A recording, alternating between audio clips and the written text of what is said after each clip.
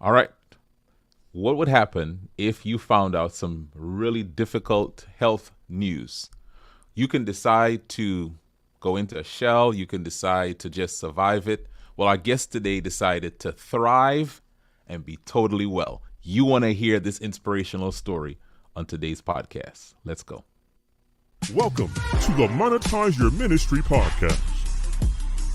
And you get a chance to interact with them. To me, that's full-time ministry. Did I happy because tackle diabetes is like a seed. It brings in itself and then it opens it up. I want to provide content and things that are going to help change lives, and I simultaneously want to receive a blessing from that. Now here's your host, Kamon Hans.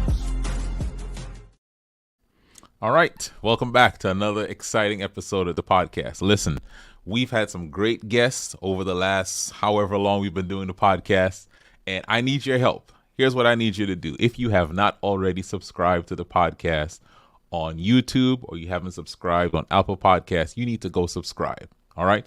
You might be watching this on Facebook. I don't know how much longer we'll be streaming it on Facebook, but go over to YouTube and subscribe. You'll see some shorts on there, some clips on there, some extra bonus stuff. So make sure you're going over to YouTube, type in Monetize Your Ministry Podcast, go on over there and subscribe. And also on Apple and on Spotify, make sure you subscribe. Listen, today's episode is one you will want to share with someone, because today we're talking with someone who I consider to be one of the most inspirational accounts that I follow on Instagram. I want to welcome to our podcast today, Candace Nicoleau. Candace, welcome. Thank you for having me. I feel honored. Thank you so much. Candace, I've been thinking about and wanting to have you on this podcast even before we started the podcast, because, and I'll give just a little introduction and tell y'all how I came in contact with Candace. So Candace is a mom of four. She's a wife. She's a nurse practitioner, and she's the owner of Be Totally Well. And I'll let her share some more about that. But it was during the pandemic that a friend of mine, and I guess it's a mutual friend of ours, Carlene Kaulasar, was sharing some of the content that you were putting out there and just sharing your story. And you're going to hear Candace's story. And so I decided to follow you. And I just want to let you know how much you inspire me and so many other people to live life to the fullest. That's what I believe that you do for me and you do for so many others. So Candace, before we jump into your story, there may be some people who know you and some who don't. I want to start off with this question. What's something about you that might surprise people who know you and people who don't know you? What might surprise people to know about you? That I'm very shy and that I don't have a social life. So, because I'm very good at being talkative on social media, people probably think like, oh, she's outgoing, but I'm literally a homebody. I go to work, the gym, and home. I don't even go to church. But yeah, I'm very, very shy, and I don't like to go anywhere. So my husband usually has to be the one to kind of like, come on. And if you saw recently, I went to Jordan. That was his trip that he surprised me. It was a solo trip. Wow. Pushed me to like go and do things outside of just like work, which is, what I preach, but sometimes it's hard to kind of follow that. But yeah, so I'm very shy and kind of introverted. So even this podcast thing, when you asked me, I was like, can I just write up an essay and just email it, but yeah. I could tell you were kind of, I wasn't sure. I was like, okay, we're going to have to try to really get you on here.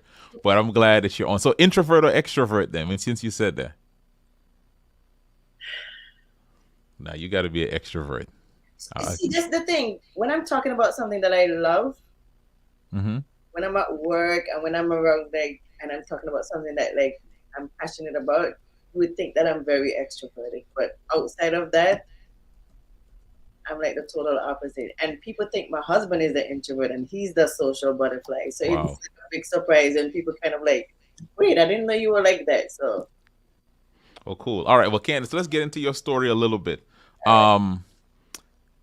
You're from the islands, just like I am, but you're from St. Vincent. Yeah. And you were telling me earlier, you were born and raised there. At what age and stage of life did you move to the U.S.? And just kind of tell us a little bit about that. So I graduated high school when I was 16. Because, in the Caribbean, you go to school before you learn how to, you're very young. So I graduated high school when I was 16. And then, right after graduation, my mom had left, you know, very, suddenly. And then all I knew that my older brother was, wake up one Saturday morning, my younger brother and I were going on a plane to go to New York. And we had no idea that we were going to our lives were going to be changed so suddenly. So, yes, I was born and raised St. Vincent, came here at 16, and I'm still here. All right. All right. So, Candace, you are mom of four, and you were featured in Newsday. You were featured in a local newspaper. But tell us about your journey. You're a healthcare provider. What made you even decide to go into to go into healthcare, to be a nurse practitioner? Tell us about that. So, to be honest, I've always had an interest in science and biology since I was a child. But what made me become a nurse practitioner? I was a nurse, obviously, at first, and it was while working as a nurse. I was working in the OR operating room, so sometimes I'll get float to pre-op where you screen the patients before surgery. And I noticed a lot of patients were coming in that were on medication, and a lot of the patients were minorities, whether it's Hispanics or not born American, but Caribbean, coming to get surgery. They had no clue what type of surgery, that they were diabetic, why they're on this medication. I was like, there's a huge gap here, that patients are being cared for and don't understand the disease. So I was like, I want to go back to school so I could become a provider. Wow. And so I went back to school, and it was while I was in school and I was pregnant, that I was diagnosed with breast cancer. So healthcare, I went in there with just one, I was going to become a provider and give medical care, but it kind of changed somewhat when I was diagnosed. So I still give care, but I've changed the way that I give care, if that makes sense.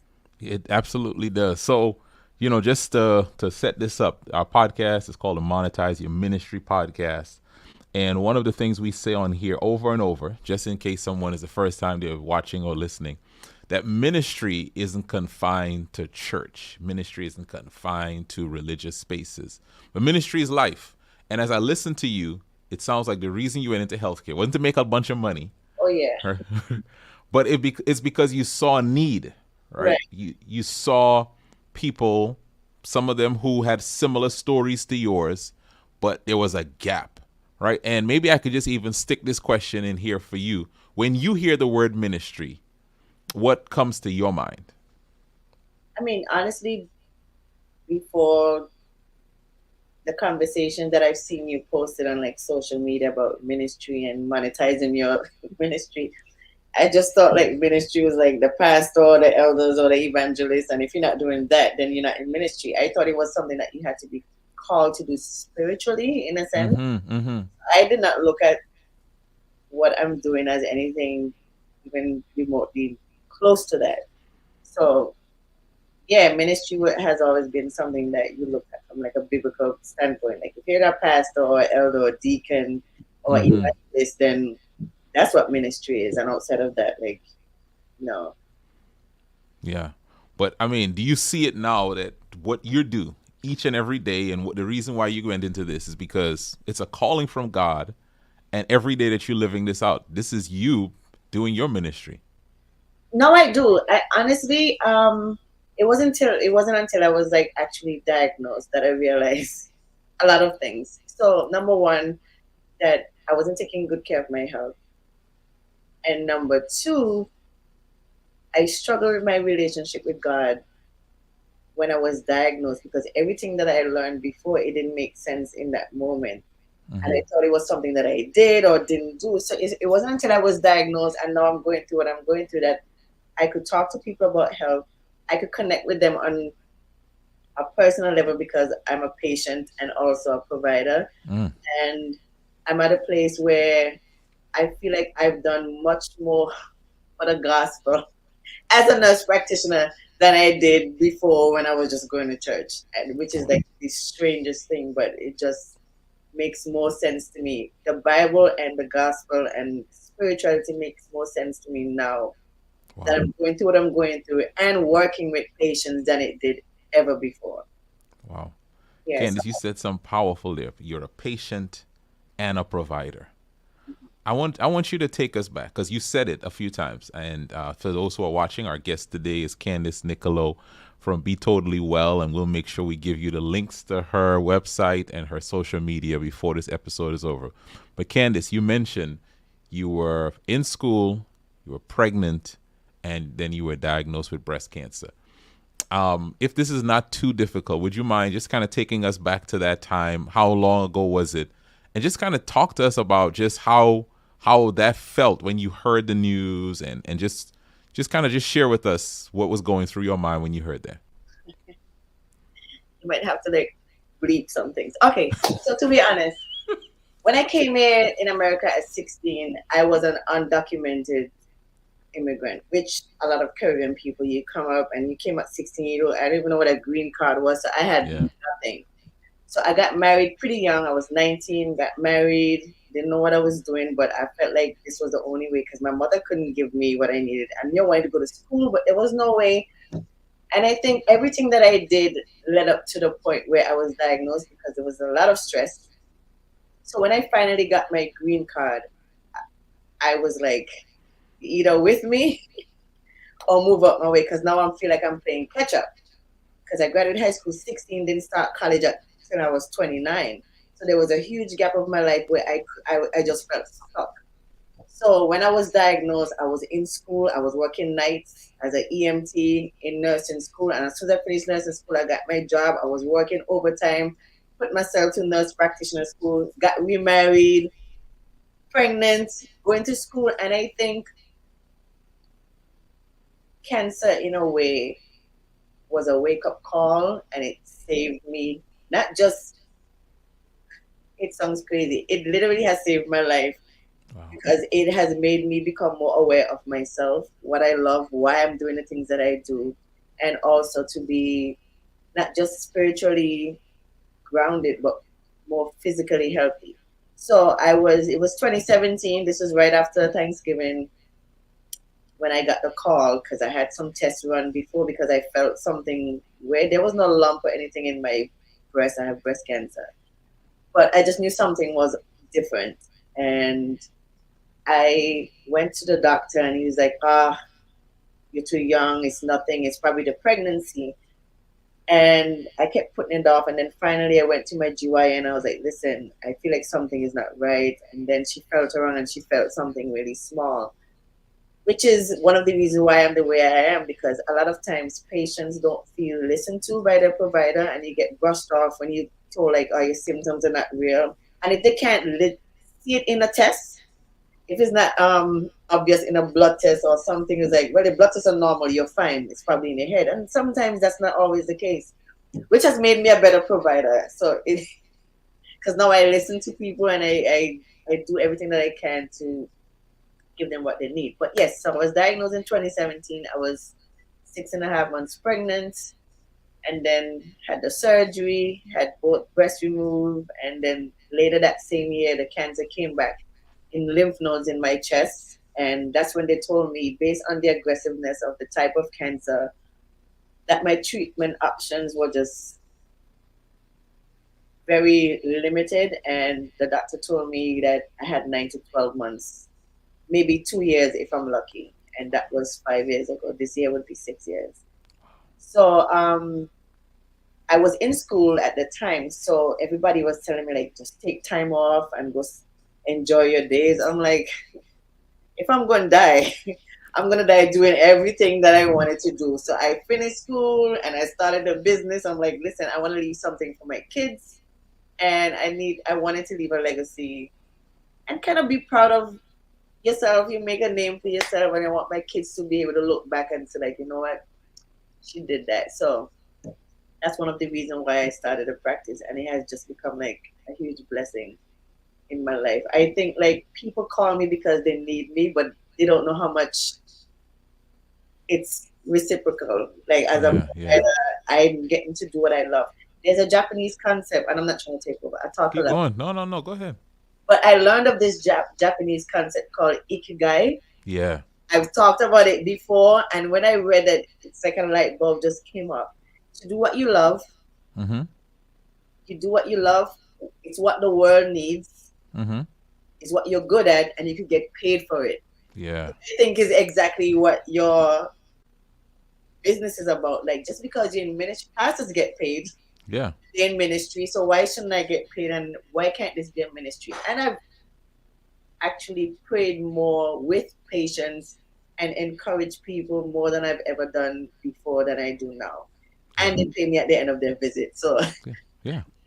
so I'm very proud of it.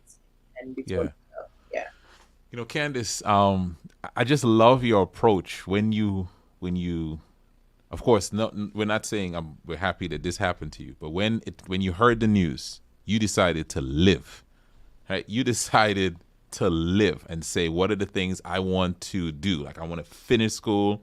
I want to leave a legacy for my kids. And anyone who follows you online, what I get from you is I am living each day to the max. I'm living these moments to the max. And you do not know how many people you inspire every day by showing up online and by just sharing your story and just living. When others would have just given up, you decided, no, I'm going to fight. And I think your fight has become so many other people's fight as well. I mean, yeah, it is true. Like, my oncologist told me the other day, like, when somebody has a fight, she said, you have a fight like I've never seen before. And I was like, well, when you get a diagnosis, you literally have two choices. You could accept it and just like, well, I'm just gonna lay here and wait for it, or you could just go to battle and maybe you win, And so far, I don't know that I'll live forever. I don't know that any of us will live forever. But I know that if I had listened to those words that the oncologist told me and just accepted that in that moment, I probably would have been dead already. Because when you think about death and stress and the effects it has on our body, most people die before they even die. And I just decided, and it hasn't always been easy, I'll tell you, when there were moments where I felt I had to be strong for my family. So there are times with my kids, when I was diagnosed and I told them the news, I didn't cry because I knew if they see me break down, they'll think like, well, if mommy is giving up, then there's no hope. But there were moments where I like literally went into my car and put the windows up and put the music up, and I give God some choice words. And I told people this, and like, oh my God, you curse God. I'm like, absolutely. And who's better to take my anger? Like, he knows me, and it's the safest place to be. So when I say it has changed my life, cancer, it has made me grow closer to God in a way that I never had before, even in the church. And I don't want to like say it like the church is a bad, We thing. got you. We got you. Yeah. I still consider myself Adventist. I don't go to church like I used to, but I know that just going to church is not the only way. Yeah. Kingdom, in a sense. So yeah, and that's powerful. God is still God, and He's in your hospital room. He's with you on your job. You know what I'm saying? Like, God is not boxed into buildings that we've created. And so just hearing your authentic way you're living out your spirituality is inspiring. So Candace, Be Totally Well. Where did you even come up? So you said you started this after you got the diagnosis of cancer. Yeah. Where did that name even come from? Man, I don't even. I think. Or what's behind it then? Tell us.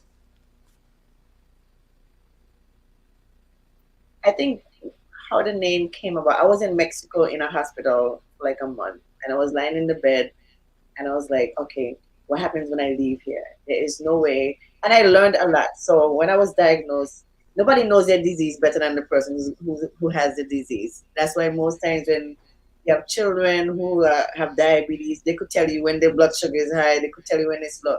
So I just decided that I'm going to educate myself as much as possible about health, and not just health from a medical standpoint, about nutrition and herbs and lifestyle and the effects of stress.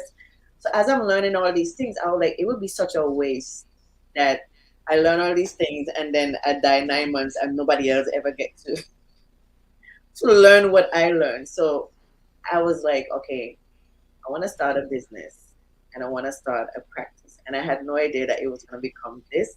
But I'm a big believer in writing down stuff. Like my husband the other day found a journal and he's like, Dad, you have such faith. And I'm like, what faith? I write down my prayers so that way years later I will go back and read some things that I pray for. I'm like, Dad, I actually did that. And it came to pass. So I was in bed and I was like, okay, I want to have a name that really encompasses the message that I want as a nurse practitioner, as a provider. And that so people would be well, not just physically, but mentally and spiritually, which is why it says be totally well. And there's one Bible text that always stands out to me, that when God said, Beloved, I wish above all things that you not only prosper, meaning he wants to be rich, but to be in good health, even as your soul prospered. Come on, preach, Candace. So a lot of times focus on on spiritual, like, oh yeah, God, when you sick, call the elders, but you go exercise. Therapy. It's not just about, I believe God gave us power to change a lot of things that's in our hands. Like he is God and he could do anything, but he also empowers us to do things for ourselves. So I strongly believe that while I'm praying and while I'm fasting and while I'm reading my Bible, I'm going to exercise and I'm going to make sure I go to therapy. I'm going to take care of my mental health. I'm going to not stress about things that I can't change. I'm going to do the best I can with that diet. So I feel Be Totally Well encompasses all that. And I wanted it to be a place where people could come and feel whole. And I hope so far I haven't had a bad feeling that when people come, that's what they get from being here. All right, I love this. So Candace, let's talk business now. Let's talk some business. Y'all watching the Monetizing Ministry podcast. Our guest is Candace Nicoleau. And before I go on, I want to shout out your husband, Mark. That dude, I love the relationship y'all have. That dude is a great supporter. I saw the work he was doing on the office the other day. I just love the teamwork that you guys have. So let's talk business. You're in business, and I tell people all the time, you're not in business when you get a name. You're not in business when you register. You're in business when you sell stuff. Yeah. So let's talk about, what did you start off selling under the umbrella of Be Totally Well? So initially, it started off during COVID. I was making the natural health products and stuff. So it was that, but I knew that was just the starting point. And I was doing that from home. But I was I still work for another company, but I was burned out. And I told my husband, I want to open up my own practice. And normally he's the safe, you can't have two people who are ready to just do things. I'm I'm going after this and I'm going to do it and I want it now. And he'd be like, okay, hold up, let's take our time and let's do whatever. But so initially it started out as that, and me doing virtual appointments during COVID. And then eventually I found a place. But when I tell you, it wasn't until I took your course about monetizing the ministry and bringing the ideas to life that I was like, yo, you could be a Christian and you could be praying and ask God to bless your business, but if you're not doing it, you'll just be a broke business owner. And I literally was not making any money, and while my husband is very supportive, after a while it becomes a point where okay, we gotta do something because we're paying all these bills out of our pocket and no money is coming into the business. So yes, so thanks to you. Okay. It was a good investment, and I was broke too. So when I tell you broke, because you have your family of expensive, but when you have a business and especially a brick and mortar, there's no wiggle room for rent, there's loan, there's things, and you see in patients, but not at a rate where you're turning over a profit. And I was like, okay, I literally started a business without any clue of what it takes to I know what I'm good at. I could do this. But it's one thing to be good at something and convert that into some money. So I could be as good as I can, but I'm not making any money. So it's and trying to be the nice. And I think I commented on your post you made, because I was that person. I'm a Christian and I love people. I want to help everybody. So I can't make my prices what I think I should get, because people not gonna pay, and I don't want people to not get help. So I was literally lowballing myself, and eventually starting getting resentful. Like, people would book an appointment, I would get mad. You would think I'd be happy I'm getting people booked, but I'm getting mad because I know, okay, this is another client I have to manage, and I'm stressed out because I'm doing so much, but I'm not making any money. So yes, it wasn't until I took your class that I was like, oh, just because you're a Christian doesn't mean you have to be poor and struggling, and Right. you can't help everybody. I'm Yeah. not God. Yeah. So that was a switch for me. And that's a good point you make, right? Ministry. This is with your heart. Yeah. Look, if somebody gave you $1 billion, you would help a whole lot of people. But if you're building a business, you got to monetize that thing, right? You got to have ways to have your products and your services priced in such a way that when people pay you, it is able to cover your business expenses and put money in your pocket. That your business is actually helping you, not you helping your business. And so I remember that we talked through pricing. I remember we talked about pricing, and this is my recollection. You could correct me. You were giving to me one-on-one service, but you were pricing it as if you were charging people in a group setting. And I think that's one of the things that you kind of made a shift. So kind of talk to us now about some of the ways that you have packaged how you help people, how you deliver this ministry.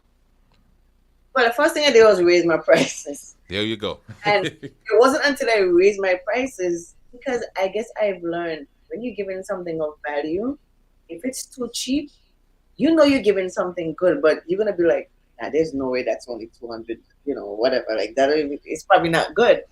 And another thing that I was doing, I was like, I had my eyes and my hands in people's pocket, meaning, they probably can't afford it. And so let me just assume that they can't afford it and give them the discount before they even ask. So those are things I was doing. But it wasn't until I shifted where, number one, I learned that I can't be for everybody and I can't help everybody. Number two, I was doing more than the patient was willing to do, and I wasn't getting. It wasn't an equal exchange of services. And when I tell you I put in work, like, I take classes, I go to conferences, I'm buying books. I literally educate myself all the time. So the amount of money I was putting into the business and myself, and what I was now giving back to clients, it wasn't coming back to me. Mm-hmm. And it wouldn't have made sense for me to close down because I'm charging too low, and now I can't help anybody if I have to close.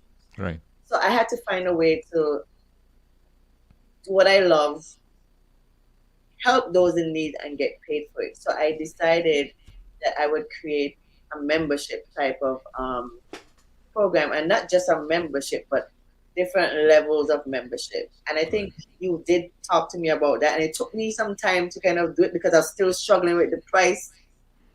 And so I've decided to have, especially when it comes to like weight loss specifically, that's something that I do other services, but that's like what I'm really good at. And I decided to create 3 different tiers of membership. One where people could log in and have access to modules and recipes and things like that, and they don't contact me. You pay your money and you leave me alone. 2, the group coaching, where people need some accountability. They can't afford one-on-one, but they can still get some value, because I have an app that I manage all these clients in. They get access to recipes, they log their meals, I can see what they're doing, I create different challenges and things, so they still feel like they're getting value, and I do really give value there. And then I have my one-on-one coaching, because to be honest, I had like more and more people started finding out about my weight loss services. So people would refer, and people start booking appointments and coming in. And now I was getting more clients and doing more work and not getting that money, which didn't. And then some of the clients there's some patient clients that you have to kind of run behind. And it started to click to me, I can't want it more than you want it. So let me reserve my one-on-one coaching for the people that's going to pay for me and really show up because they're paying for service.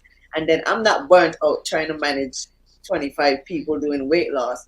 Let me focus on 10 one-on-one. I have the group coaching, and then I have the membership access. So creating the 3 levels, it's now free up my time to be able to like see other patients and do the other services that I'm doing, and also not let me become resentful Yeah.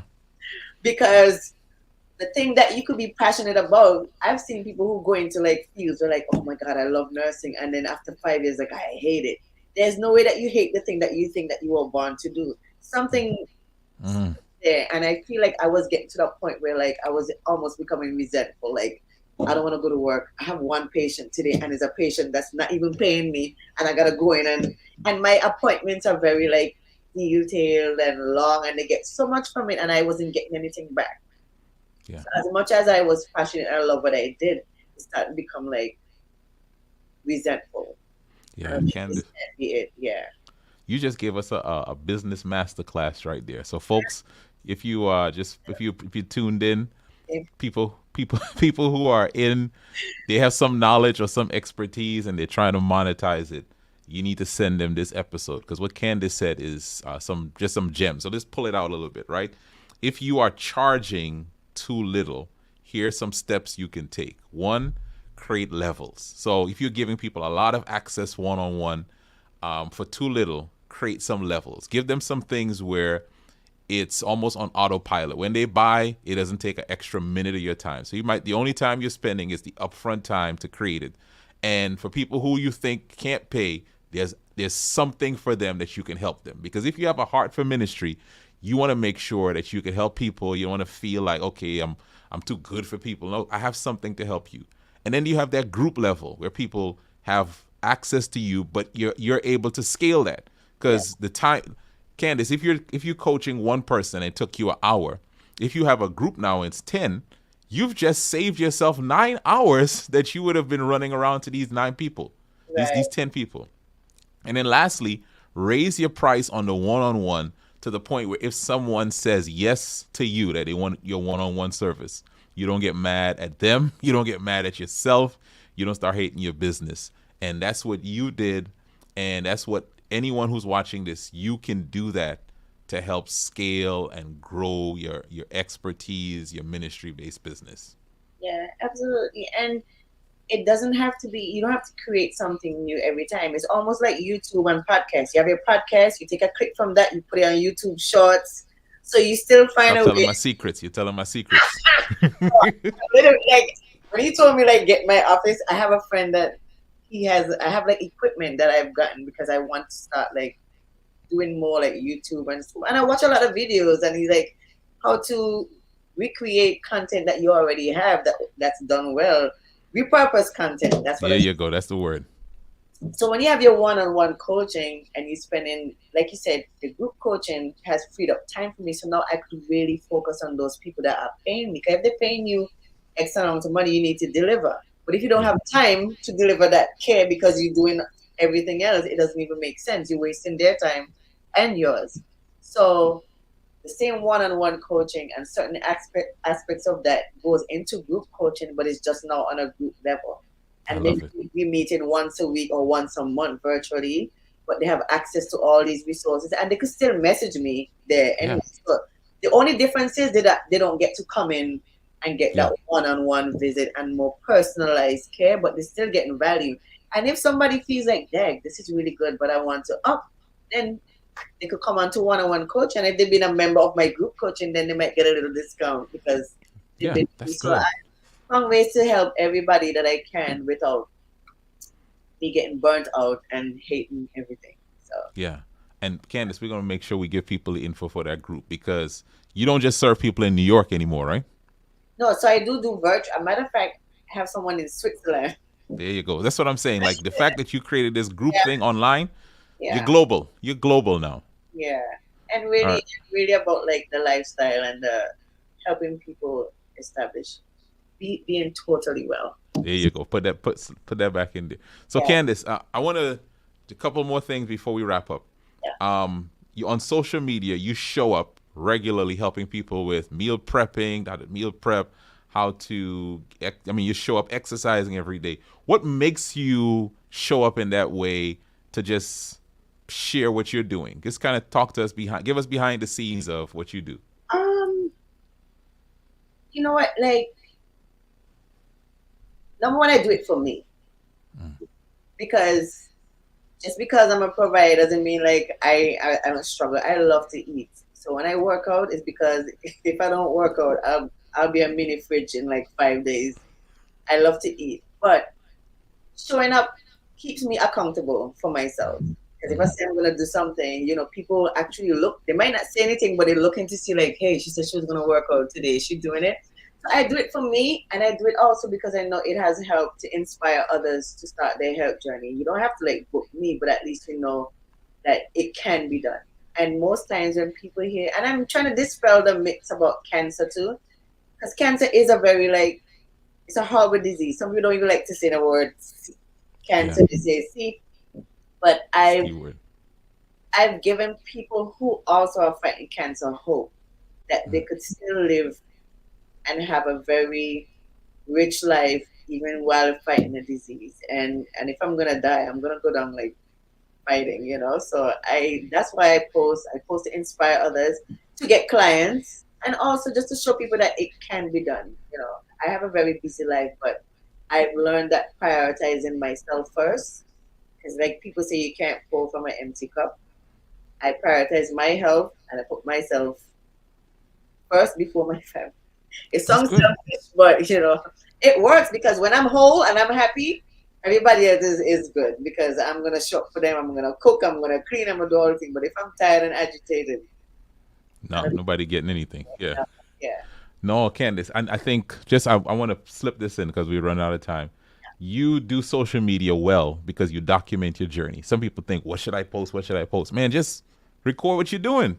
Show us behind the scenes of what you're doing, and that will help. All right, Candace, tell people how they can find you online. Tell them where they can find you. And then say who are the people you're looking to work with and what problems you're helping people to solve so that someone who's interested, and they could be anywhere in the world, they can find your stuff. So tell us where we can find you, websites, all that good stuff. Okay, so my website is www.betotallywell.com. And I'm also on Facebook, same name. And on social media, it's @_BeTotallyWell_. So there's an underscore on the beginning and also at the end on social media. And what I do is I help people optimize their health by making better lifestyle choices and showing people how to do it and do it right and still enjoy the things that they normally do. Because most times when people hear like weight loss or change your diet, it sounds restrictive, but I teach people how to live a healthier life while still enjoying the things that they would normally do with limitations. But yes. I love it. Go to betotallywell.com. I'm on the site myself now, betotallywell.com. And there's links to book an appointment. There's links for resources. There's links for services. Go on and just explore the website. And if you're not following Candace on Instagram, go to _betotallywell_. You make sure you connect with her and the work that she's doing. Candace, I got to say this in your presence. You are an inspiration to me, to so many people. We look forward to what you're doing. We look for what you're doing to help us to get more healthy, to live life more fully, which is what I think more than just health. You're teaching people how to live life fully. And so for someone out there, just understand that what God has given you, even what God has allowed you to go through, helps you to find your ministry. And someone is waiting on you to step into that. And as you step into it, know that your ministry has a place in the marketplace. So make sure you follow Candace and make sure you take your ministry and bring it to life. Thank you for listening to the Monetize Your Ministry podcast with Kimon Hines. For more information, visit our website at www.monetizeyourministrypodcast.com. That's www.monetizeyourministrypodcast.com. Find us on YouTube, Spotify, and Apple Podcasts. Please share this episode with someone who needs it. Let's increase our income and impact.